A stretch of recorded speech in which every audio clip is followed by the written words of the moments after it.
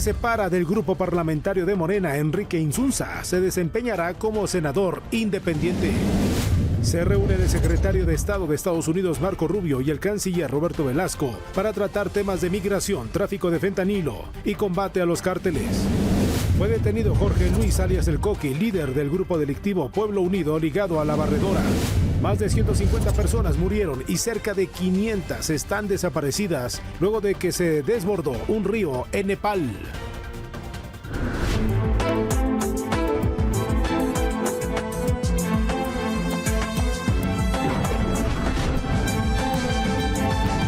Ruta 2027.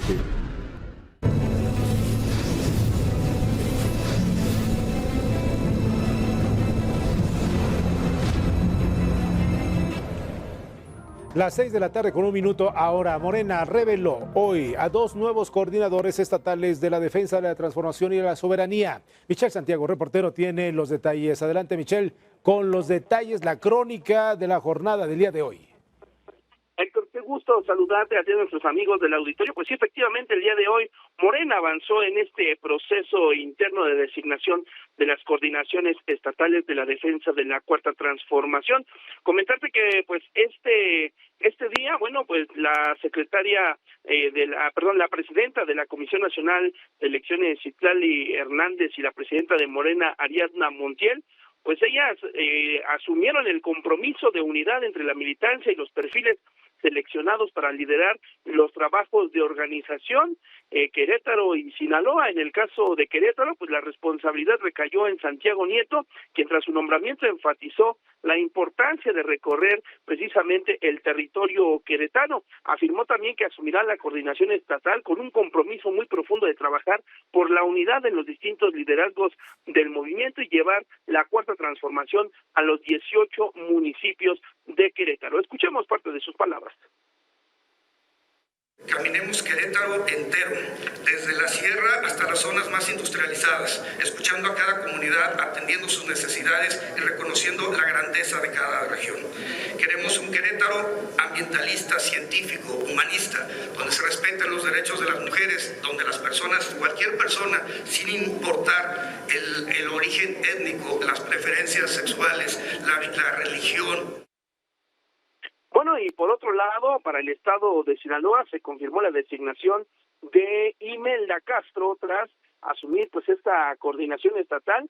Imelda pues aprovechó el espacio también para decir que la inseguridad en el estado, bueno, es un tema prioritario. Sin embargo, destacó pues el impulso que se ha realizado en materia de seguridad, el despliegue de efectivos de seguridad que en las últimas semanas se han ido en aumento, y obviamente también destacó parte de la riqueza natural, turística y el impulso económico en el estado. También fijó una postura respecto a la transparencia en la función pública, haciendo un llamado explícito a la congruencia política y al deslinde de responsabilidades ante cualquier señalamiento. Esto relacionado con Enrique Insunza, y bueno, también aseguró que ella pues no tiene una que le pisen, y señaló que pues está prácticamente limpia. Escuchemos las declaraciones de Imelda Castro, coordinadora estatal de Sinaloa. Soy una figura política plenamente limpia y creo que el activo más grande que hoy tenemos es justamente la honestidad. Lo congruente es que pida licencia, esté donde esté, en partido político o grupo parlamentario que sea. Él debería, si no, como dice el dicho, el que nada debe, nada teme. ¿Por qué aferrarse al fuero constitucional? Entonces debe de pedir licencia. Bueno, y comentarte que con estos nombramientos el partido afianza su estructura territorial en el Bajío y en el Pacífico de cara a las elecciones del próximo año. Comentarte que estas designaciones pues prácticamente han tenido una pausa, de acuerdo con declaraciones de la presidenta de Morena, Ariadna Montiel. Pues será hasta nuevo aviso cuando se realice una nueva designación de coordinadores estatales. Prácticamente quedan 12 estados por elegir, y pues por supuesto estaremos pendientes a través de la señal de Heraldo Televisión de toda esta información del proceso interno de Morena. Héctor, la información de este miércoles. Enterados, gracias, Michelle. Excelente tarde. 6:05 ahora. Santiago Nieto es abogado y su trayectoria ha estado en varios ámbitos, desde lo electoral a lo fiscal. Este es parte de su perfil. A un mes del inicio oficial del proceso electoral 2026-2027, las piezas comienzan a moverse. Santiago Nieto Castillo busca encabezar a Morena en Querétaro. Es abogado de formación por la Universidad Autónoma de Querétaro, académico y jurista. Cuenta con trayectoria en el ámbito electoral, la fiscalización y el combate a la corrupción. De 2008 a 2013 fue magistrado presidente del Tribunal Electoral de Querétaro y de 2015 a 2017 fue titular de la Fiscalía Especializada para la Atención de Delitos Electorales. Uno de sus cargos con más reflectores fue como titular de la Unidad de Inteligencia Financiera de 2018 a 2021. Durante el gobierno de Andrés Manuel López Obrador, encabezó investigaciones relacionadas con presuntos sobornos de Odebrecht y el exdirector de Pemex, Emilio Lozoya. Acusaciones por lavado de dinero y corrupción contra Genaro García Luna, exsecretario de Seguridad Pública, y el bloqueo de cuentas de Alonso Ancira y Altos Hornos de México. En 2024 buscó llegar al Senado por Querétaro y más tarde encabezó el Instituto Mexicano de la Propiedad Industrial. Karina Palacios, Heraldo Media Group. Por otra parte, Imelda Castro ha sido diputada local y también senadora. Aquí le presentamos un recuento de su trayectoria. Imelda Castro nació el 30 de noviembre de 1968 en Sinaloa de Leiva, Sinaloa. Es licenciada en Ciencia Política y Administración Pública y cuenta con una maestría en Ciencia Política. También se desempeñó como docente en la Universidad Autónoma de Sinaloa. Su trayectoria política comenzó en el PRD, partido en el que ocupó diversos cargos y fue presidenta estatal en Sinaloa. Fue diputada local en 2 ocasiones, de 2001 a 2004 y de 2013 a 2016. En este último periodo, coordinó el grupo parlamentario del PRD y formó parte de la Junta de Coordinación Política. También fue directora de Agroindustria en la Secretaría de Desarrollo Económico de Sinaloa entre 2011 y 2013. Y en 2016 fue candidata a la presidencia municipal de Culiacán. En 2017 dejó el PRD y se incorporó a Morena. Un año después, llegó al Senado de la República por Sinaloa y en 2024 fue reelecta para un segundo periodo. A lo largo de su paso por la Cámara Alta, ha ocupado cargos como vicepresidenta de la mesa directiva y ha participado en comisiones relacionadas con seguridad nacional, gobernación y asuntos legislativos. Por otro lado, el PAN adelantó que Francisco Pelayo va a encabezar su proyecto político rumbo a las elecciones del 2027 en Baja California Sur. Pelayo ya había competido por el gobierno del estado en el 2021, cuando perdió frente a Víctor Manuel Castro, candidato de Morena. Jorge Romero, presidente del PAN, aseguró que va a recuperar la gubernatura, él y su equipo panista, en Baja California Sur. Además, Romero negó que les hayan quitado el registro en Coahuila, donde obtuvieron 2.6% de votos en las elecciones locales de este año. Solamente perdieron prerrogativas estatales y representación proporcional en el Congreso estatal. El PAN es un partido nacional y por lo tanto pierde prerrogativas el partido en Coahuila, pero no su registro. El PAN va a seguir compitiendo en Coahuila, como sigue haciéndolo en Tabasco, porque el PAN es un partido nacional, lo cual no significa que no estamos conscientes de lo que sucedió en Coahuila. Y por supuesto, no solo conscientes, sino a partir de esa conciencia, el absolutamente empeñados a ponernos a trabajar. Esa es hoy nuestra realidad en Coahuila, es con la que tenemos que trabajar. El Tribunal Electoral del Poder Judicial de la Federación le ordenó al partido Somos México cambiar su nombre, emblema y colores antes del 31 de agosto. Su dirigente nacional, Guadalupe Acosta, argumentó que la decisión fue arbitraria y también restrictiva.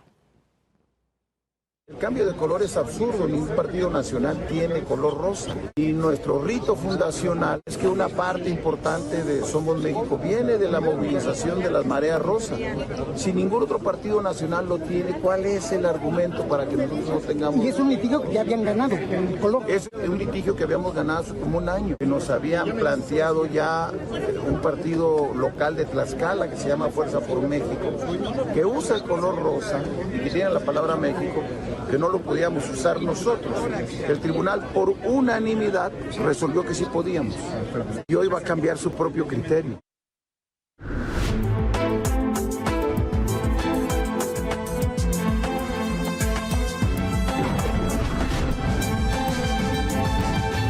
Ruta 2027. Y una de las notas importantes del día la tiene Verónica Macías. Adelante, Verónica.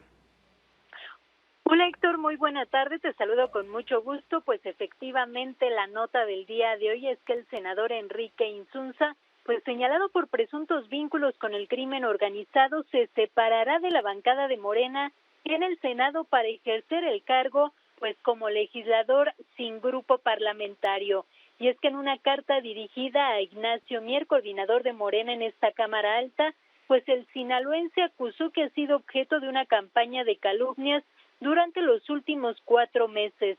Decirte que mientras Mier pues aseguró que se trata de una decisión personal y con él pues también coincidieron algunos otros senadores. Escuchamos.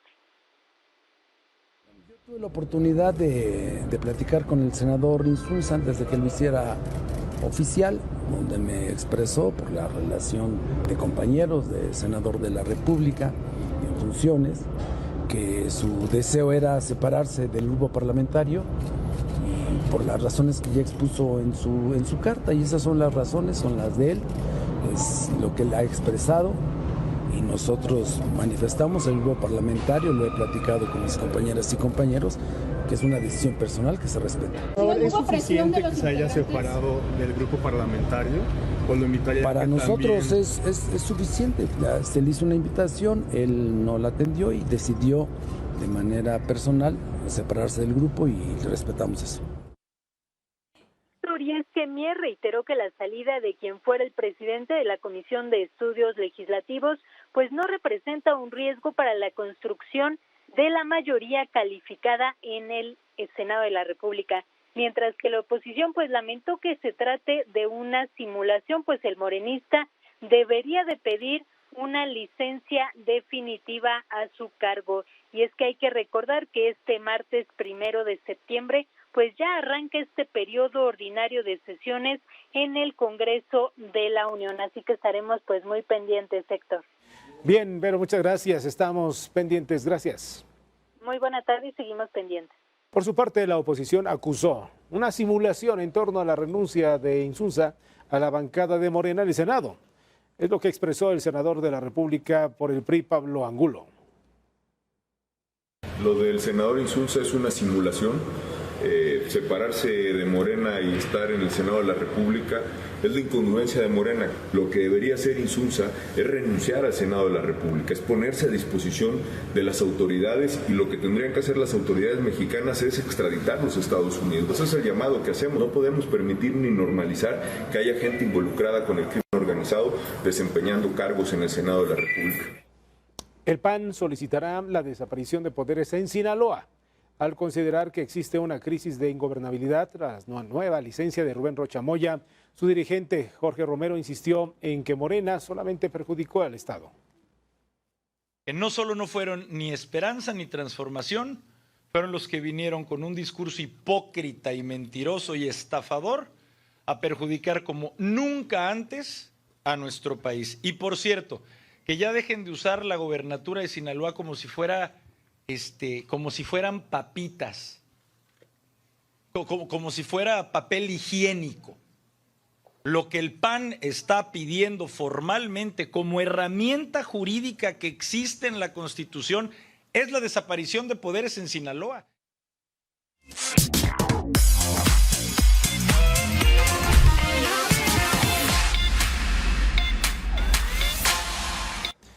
¿Qué nos depara el destino? Marta Espinosa, buenas tardes. Hola, muy buenas tardes, Héctor. Qué gusto saludarte. Ya es miércoles, mitad de semana, y lluvias intensas y calor extremo han marcado esta semana a todo el país. Vamos a conocer cómo estará el pronóstico del clima para mañana jueves. Iniciemos nuestro recorrido en el norte del país, donde continúan las altas temperaturas y las intensas lluvias. En La Paz, Baja California Sur, se esperan temperaturas máximas de hasta 41 grados y una mínima de 28. Mientras tanto, en Mexicali, Baja California, una máxima de hasta 48 grados, así que hidratarse muy bien, y una mínima de 32 con lluvias aisladas. Mientras tanto, en Hermosillo, Sonora, 44 hacia la máxima y una mínima de 30. En Culiacán, Sinaloa, también habrá presencia de lluvias, una máxima de 39 y una mínima de 26. Y finalizamos en la ciudad de Durango, donde van a oscilar las temperaturas entre los 33 y 17 grados. Mientras que en el centro del país sigue el ambiente templado y altas probabilidades de lluvia hacia la tarde. En Tepic, Nayarit, una máxima de 31 para mañana y una mínima de 21 con presencia de lluvias, al igual que en Morelia, Michoacán, temperaturas entre los 25 y 13 grados. En Toluca, Estado de México, baja más la temperatura, la máxima hacia 20 grados y una mínima de 9, mientras que en la Ciudad de México la máxima se espera de 23 y una mínima de 12 grados. Finalizamos en Tlaxcala, donde también habrá que sacar los paraguas, máxima de 25 y una mínima de 10 grados. Finalizamos en el sur del país, donde el desplazamiento de la onda tropical número 32 y también se prevé la aproximación de una nueva va a originar lluvias en toda esta región. En Tuxtla Gutiérrez, Chiapas, las temperaturas van a oscilar entre los 34 y 23 grados para mañana. Villahermosa, Tabasco, máxima de 35 y mínima de 24. En la ciudad de Campeche, la máxima sería de 32 y la mínima de 24. Mientras tanto, en Mérida, Yucatán, las temperaturas van a rondar entre los 34 y 25. Y finalizamos en Chetumal, Quintana Roo, donde también habrá intensas lluvias, una máxima de 31 y una mínima de 25 para mañana. Continúan las lluvias, así que a tener el paraguas cerca, Héctor. Continúo contigo. Muy bien, Marta, muchas gracias. Gracias, excelente miércoles. Buenas tardes, las 6:17. Ahora la pausa, pero antes les recordamos que nos puede seguir, dejar sus comentarios para hacer más grande la comunidad de las noticias con Jiménez Landín. Recuerde que si es con H, es un hecho y más, si es con Héctor Jiménez Landín. Volvemos de inmediato. Las 6 de la tarde con 20 minutos fue detenido en Hidalgo el Coqui. Es el líder del grupo delictivo Pueblo Unido y quien también está ligado a la barredora, Jimena Macé. Tiene la información completa desde el lugar. Jimena, adelante, buenas tardes. ¿Qué tal, Héctor? Un gusto saludarte. Bien, como lo comentas, tras un despliegue coordinado, elementos de seguridad ubicaron a Jorge Luis de la Cruz León, alias Coqui, cuando se trasladaba a bordo de un vehículo sobre la carretera México-Pachuca. Los agentes le marcaron el alto y tras corroborar su identidad fue detenido junto con 2 personas más, identificadas como Ángel de Jesús de la Cruz León, alias Chino, y Josmar de Jesús de la Cruz Francisco. Coqui es identificado como líder del grupo delictivo Pueblo Unido y objetivo prioritario en Tabasco. Además, cuenta con 2 órdenes de aprehensión por asociación delictuosa y robo a casa-habitación. Las autoridades lo relacionan con almacenamiento, distribución y venta de drogas, también tráfico de personas, secuestro y extorsión, además de mantener una disputa territorial con integrantes de la barredora. La captura representa un golpe a una estructura criminal considerada prioritaria en Tabasco. Es toda la información por mi parte, Héctor, y regreso contigo al estudio. Buenas tardes. Muchas gracias, Jimena. Pendientes.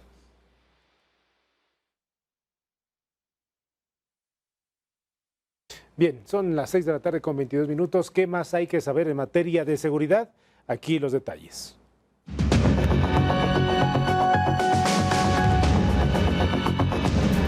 Hola, ¿qué tal? Yo soy Daniela Cardona y vamos a revisar el informe de seguridad nacional. Comenzamos este reporte en el estado de Sonora, donde detuvieron a 2 personas que transportaban 10 kilos de fentanilo y 8 de heroína, ocultos en un autobús de pasajeros en el que viajaban por la carretera México, tramo Hermosillo-Nogales.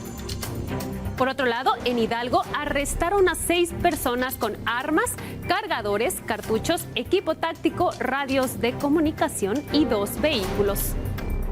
En tanto, en Sinaloa capturaron a 3 personas con armas, una granada, chalecos tácticos, placas balísticas y un vehículo. También en Sinaloa catearon un inmueble y decomisaron armas, cartuchos, cargadores y vehículos blindados. Finalizamos este reporte en el estado de Zacatecas, donde incautaron armas, cargadores, cartuchos y un vehículo tras un operativo realizado en Tepechitlán. Hasta aquí el informe con base en datos del Gabinete de Seguridad.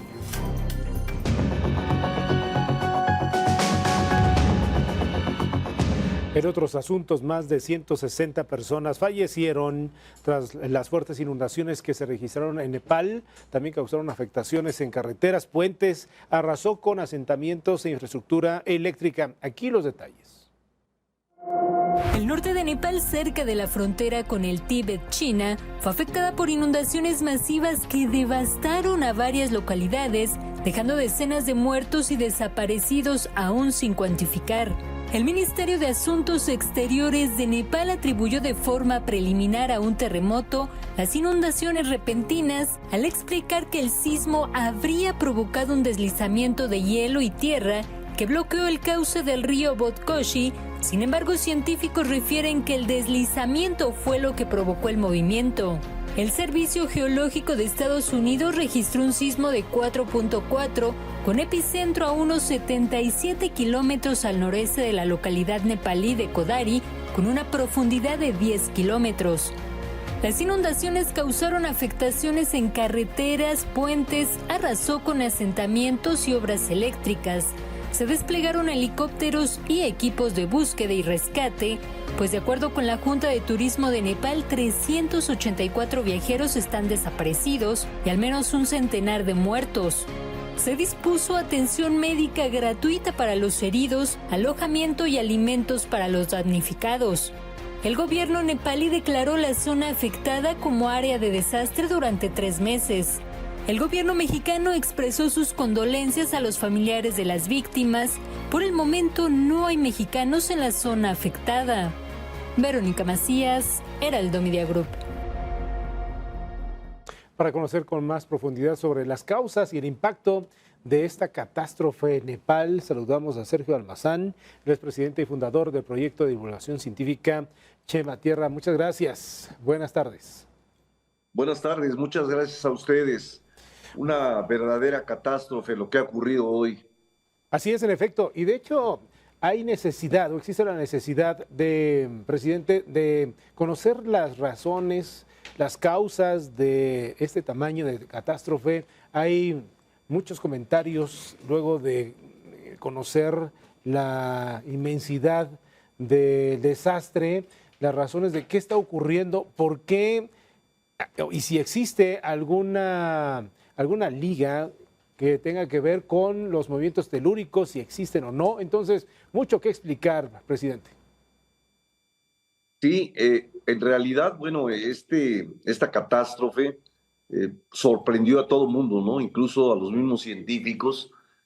Fue tal la dimensión del colapso de una parte de un glaciar en los Himalaya, que este mismo colapso, al arrastrar millones de toneladas de hielo y escombros, generó una onda sísmica que al principio el Servicio Geológico de Estados Unidos lo registró como un sismo de magnitud 4.4, pero horas después corrigió y dijo que no, que las ondas sísmicas no se referían a un sismo tectónico, sino que realmente había sido producto justamente de este gran colapso que generó ondas sísmicas equivalentes a un sismo de magnitud 5.2. Esto es enorme, ¿no? O sea, realmente un colapso de tal magnitud que pueda generar ondas sísmicas por un equivalente de 5.2, pues la verdad es que no lo podemos imaginar. Bueno, ahora lo estamos imaginando al ver las desoladoras imágenes, porque aún continúa todo esto. Realmente ha sucedido en estas últimas horas, pero yo creo que vamos a tener que esperar tal vez un día más, un par de días, para conocer la dimensión tan dolorosa para la humanidad. No hay duda que este tipo de riesgos existen. Por eso es que nosotros hemos insistido que siempre es muy importante saber el espacio físico que nos rodea para saber a qué fenómenos geológicos o atmosféricos estamos expuestos y poder vigilar, monitorear, prevenir hasta donde sea posible este tipo de catástrofes. Sí. Hay una hipótesis principal, según se ha informado, ha trascendido, en la que una avalancha de hielo y rocas desde un glaciar desencadenó o agravó una enorme riada. Ya nos dirá usted qué significa una riada. También se ha informado de un sismo de magnitud 4.4 en la zona fronteriza antes de la emergencia. Sí, repito, o sea, el sismo de magnitud 4.4 lo informó el Servicio Geológico, pero horas después rectificó y dijo que no había existido un sismo, que las ondas sísmicas que se registraron fue producto justamente de este colapso. O sea, ¿de la avalancha de hielo? ¿Perdón? ¿De la avalancha de hielo? Es decir, porque la hipótesis era una avalancha de hielo y rocas desde un glaciar que desencadenó esto. Exactamente. O sea, imaginemos las montañas del Himalaya, que son las más altas del mundo, donde pues hay varios glaciares. Uno de ellos, de alguna manera, se colapsa y viene arrastrando una serie de escombros y de rocas y más hielo y más agua, y llega a los ríos y llega a los arroyos, y entonces es como una bola de nieve. Sí. Justamente eso fue lo que ocurrió, de tal forma que al bajar y llegar a estas, pues, lamentablemente a estas poblaciones en la frontera entre China y Nepal, arrasó prácticamente con todo. Es como si hubiera sido realmente un tsunami, pero un tsunami agrandado. No, es que repito, las imágenes, Sergio, son brutales. Pareciera como estuviéramos observando no hay otro una calificativo. producción cinematográfica. Irreales. Sí, yo tardé incluso en postear alguna noticia porque me parecía que algo no correspondía. Yo dije, no, esto es inteligencia artificial. Tristemente, pues la realidad supera a la ciencia ficción. Sí. ¿Cuántos fenómenos de este tamaño, de esa magnitud, pueden ocurrir en cada cuántos años, Sergio? Bueno, es muy difícil saber eso. Justamente lo que tenemos que hacer es conocer, aprender, al observar todo este tipo de fenómenos que se dan, para irlos registrando y ir aprendiendo. O sea, ha habido muchísimo de este tipo de sucesos que en esta ocasión fue un glaciar el que se ha colapsado. En ocasiones, recordemos, por ejemplo, en Colombia, el volcán, el Nevado del Ruiz, donde viene una erupción, también había un glaciar arriba, y ¿cómo se dice? Lo fusiona, cae y arrasa con todo un pueblo, ¿no? Con toda una ciudad. Lamentablemente, te digo, o sea, este tipo de catástrofes se pueden dar si no conocemos nuestro espacio físico. Sí. ¿Qué quiere decir esto? Nosotros en México sabemos que estamos en el cinturón de fuego del Pacífico, sabemos perfectamente que pueden ocurrir los terremotos. En la península de Yucatán sabemos que van a venir más huracanes.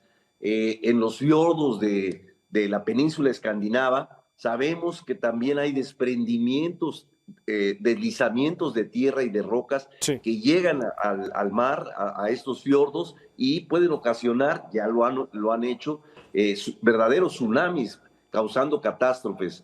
Entonces, hay que insistir, o sea, necesitamos conocer nuestro espacio físico y pensar siempre en que esto pues se produce lamentablemente ahora, y puede tardar, no sé, 1 año, 10 años, 100 años, 200 años, pero va a volver a ocurrir.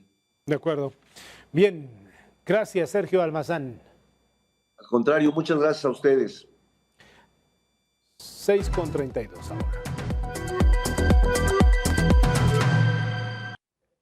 En el Estado de México, el puente de la vialidad mexiquense se encuentra en la última etapa de construcción. Leticia Ríos nos tiene los detalles. Adelante, Leticia. Hola, ¿qué tal, Héctor? Buenas tardes, te saludo con mucho gusto. Efectivamente, la construcción del puente de la vialidad mexiquense se encuentra en su última etapa, con un avance físico de 92.25%. Se trata de un proyecto que beneficiará a más de 15,000 usuarios al día al permitir una mejor conexión entre municipios de la zona oriente del Estado de México. Además, reducirá los tiempos de traslados hacia el Aeropuerto Internacional Felipe Ángeles, informó Juan Hugo de la Rosa García.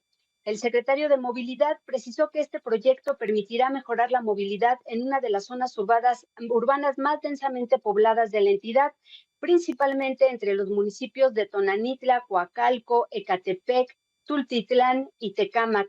La construcción de este puente de la vialidad mexiquense requirió de una inversión superior a los 484 millones de pesos.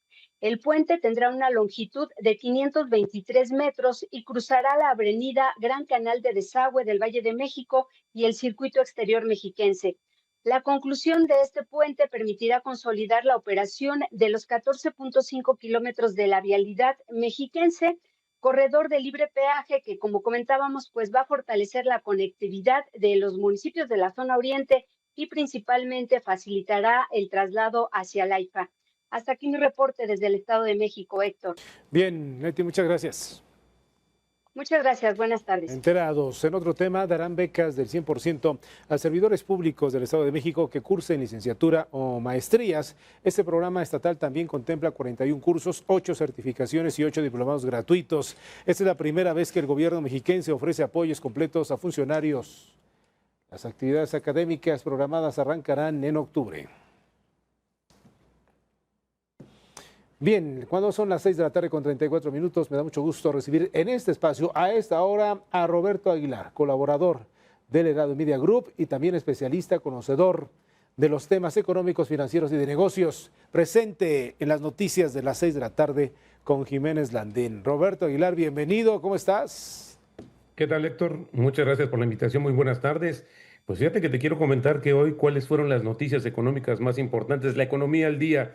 El Banco de México mejoró su pronóstico de crecimiento para la economía mexicana, interesante, de 1.1 a 1.5% para este año, aunque lo bajó ligeramente para el siguiente, y el Banco Central mantiene una visión cautelosa justamente del comportamiento de la inflación en México. Se está alineando también a partir de los mejores resultados que tuvo México en el segundo trimestre del año. Hablando también de resultados, mi estimado Héctor, fíjate que hoy Nvidia, este fabricante de microchips, que es el termómetro literal de la inteligencia artificial en el mundo, dio a conocer sus resultados, los cuales fueron muy positivos, prácticamente más que duplicó sus ventas respecto al año pasado, están aproximándose, fíjate, a 100,000 millones de dólares, de hecho vendió 96,220 millones de dólares, pero lo más importante, Héctor, es que está previendo que todavía va a crecer más justamente sus ingresos por la mayor demanda de los microchips en el mundo. Hay que recordar que esta empresa es la más valiosa en el mundo en términos de capitalización bursátil, Héctor. 5 trillones de dólares vale justamente esta compañía. También en el tema tecnológico te comento que Meta,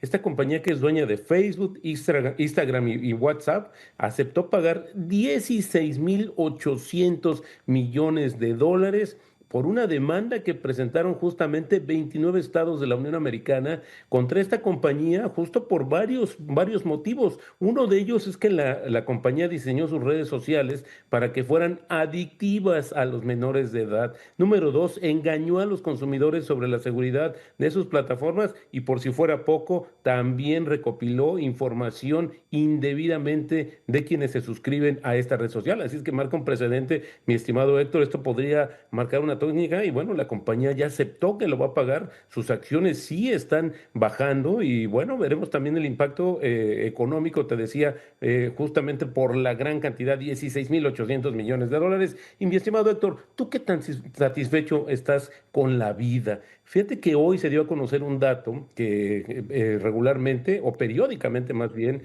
hace el INEGI, que es justamente este nivel de la encuesta de bienestar autorreportado, y en general somos más optimistas, vemos mejor la vida que el año anterior, y justamente quienes lo ven mejor, yo diría que por obvias razones, mi estimado Héctor, son los más jóvenes. Este rango de edad, justamente que es el de 12 a 17 años o 17 a 20, justamente son las personas que ven con más satisfacción la vida, y esto va disminuyendo conforme pasa el tiempo. Son más optimistas, somos más optimistas los hombres que las mujeres, así es que este dato lo dieron a conocer justamente el día de hoy, mi estimado Héctor. Muy bien, estamos enterados, Roberto Aguilar. Gracias por ahora y nos vemos próximamente. Te saludo, Héctor. Muchas gracias. Muy buena tarde.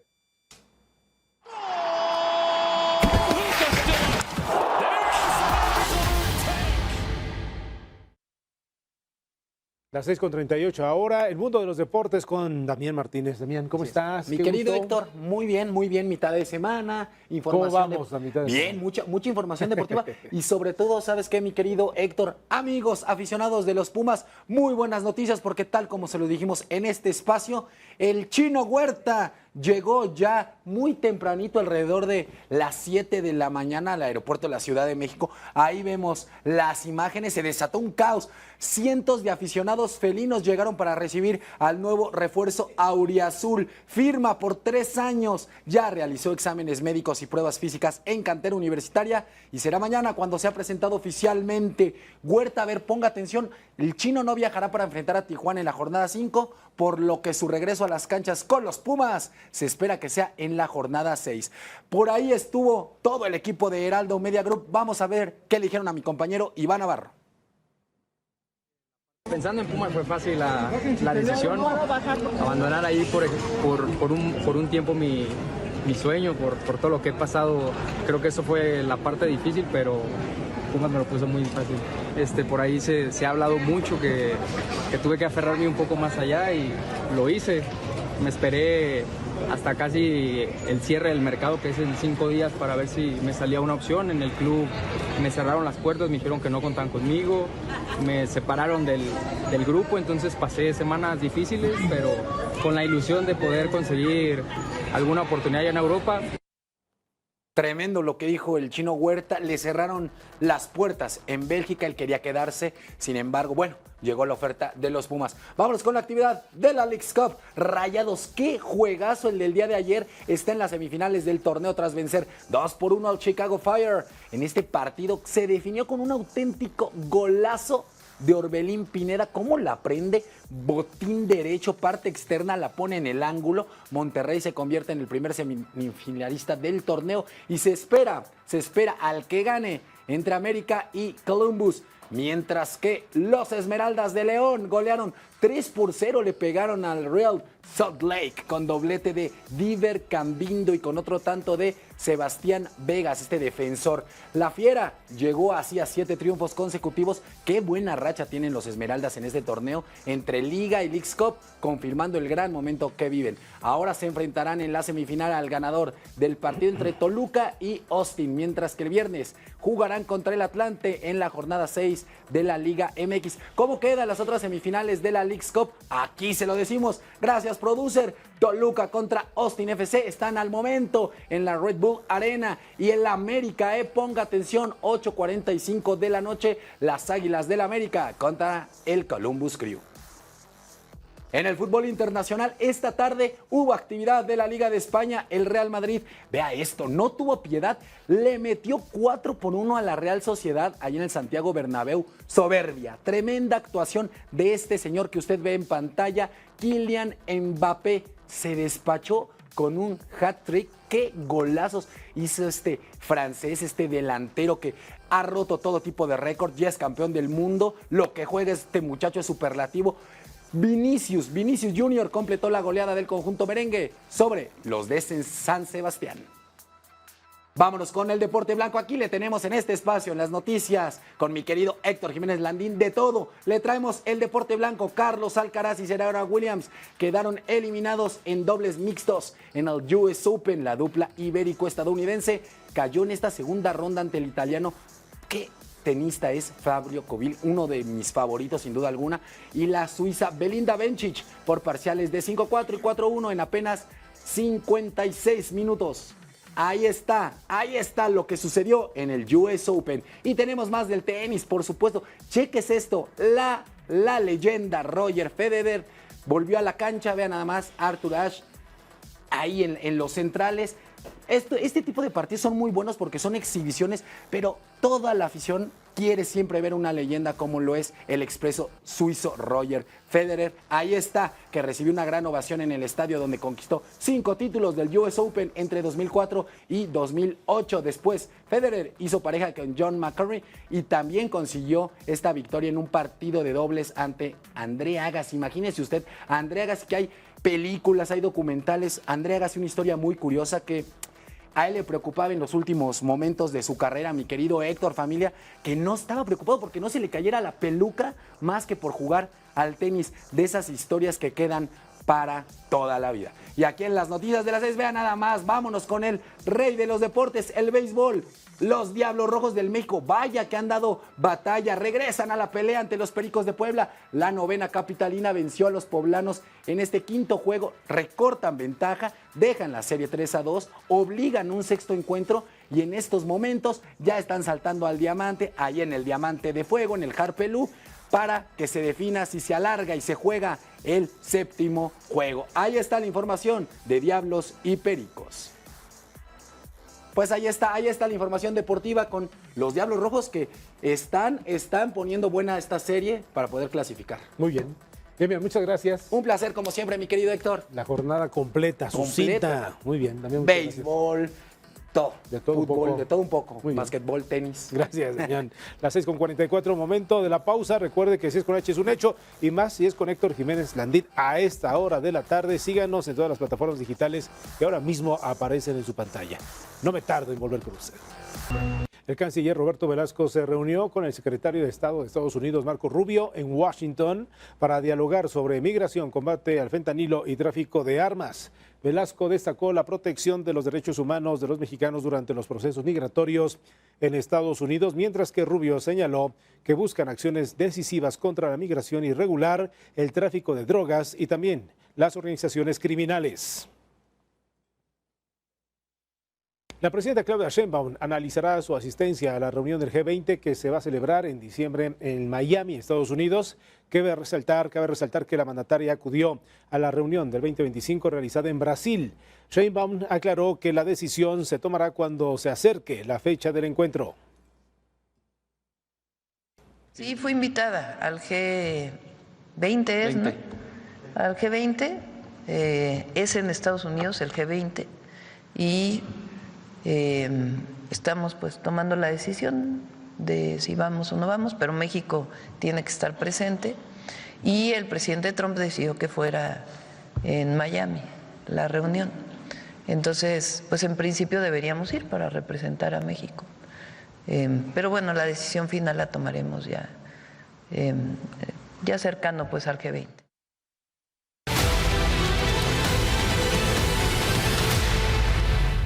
Oiga, lo que hay en las benditas redes sociales y de manera confirmada y que se ha vuelto viral es esto. Ve usted, no pierda de vista esta aeronave. ¿Qué fue lo que le ocurrió? 2 personas murieron en un accidente de helicóptero ultraligero en el Valle de Androna, Italia. Equipos de rescate indicaron que la aeronave chocó contra unos cables eléctricos, se incendió y estrelló junto a una presa cayendo sobre el lago. Estas son las imágenes. De nueva cuenta, si usted se perdió esto, no pierda de vista lo que ocurre con la aeronave en este momento. Porca puttana! Porca puttana! Chiama il 112, zio!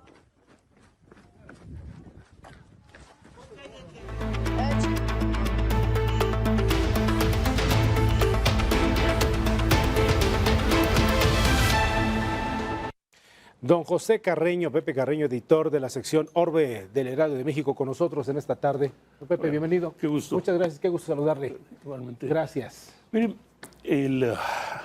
creo que entre los muchos sorprendidos por el desarrollo de una guerra, de una literal guerra comercial entre Estados Unidos y Canadá este fin de semana, probablemente estuvieron tanto el presidente Trump como el resto del mundo.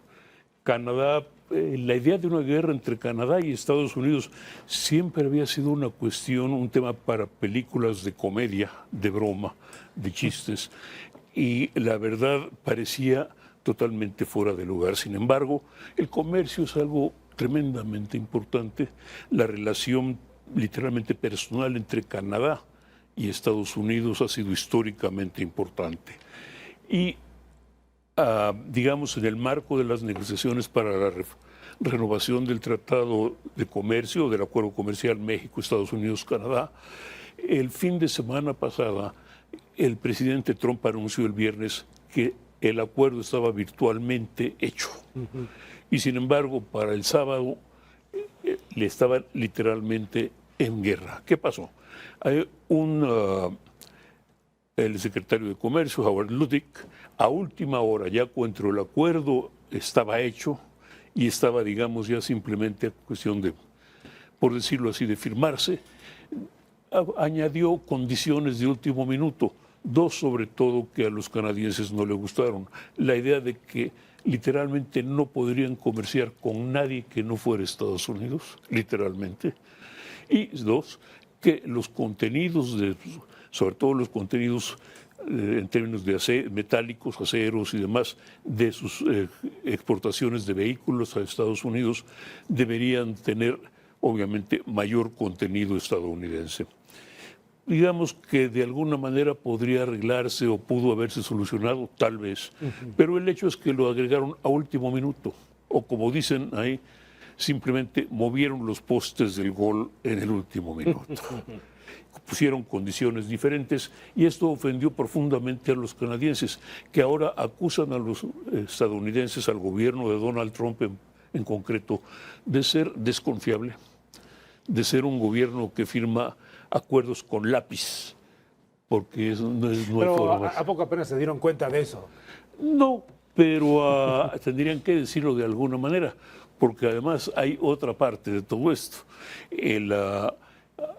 Los argumentos de último minuto del secretario de Comercio, de Lutnick, fueron aparentemente después de desacuerdos con el representante comercial de Estados Unidos, Jameson Greer, que era el que había estado llevando las